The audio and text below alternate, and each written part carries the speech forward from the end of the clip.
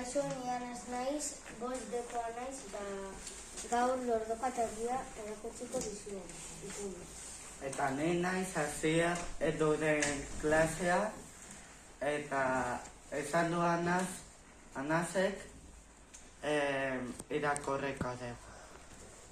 Bazen behin erdi bat goizean esnatu zen, gero korrika egitera joan zen. Han Budi bere laguna di aurkitu zuen. Lordoka, nora zoaz? Gaur korrika egitera noa. Eta zu? Ni berdin. Egiten dugu karrera bat, esan zion Lordoka. Ez berdin. Ez Lordoka. Zeba ni beti irabaziko dizut. Ikusi, erdi. Bihar egiten dugu karrera bat, eta irabaziko dizut. Erdi, gaur karrera bat egingo dugu, eta irabaziko dizut. Bale, Lordoka.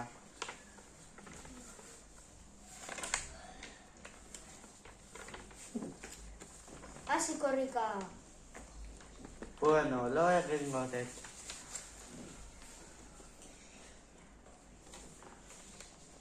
Ondoren Lordokak aprobetxatu zuen erdia lo egin zuenean. Korrika hasi eta trofeoa etxera eramateko.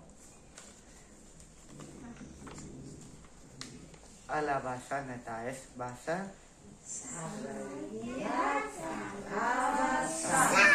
Eta baibako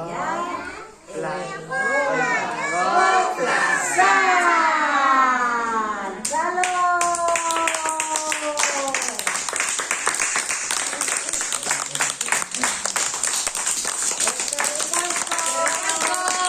Oso, ondo!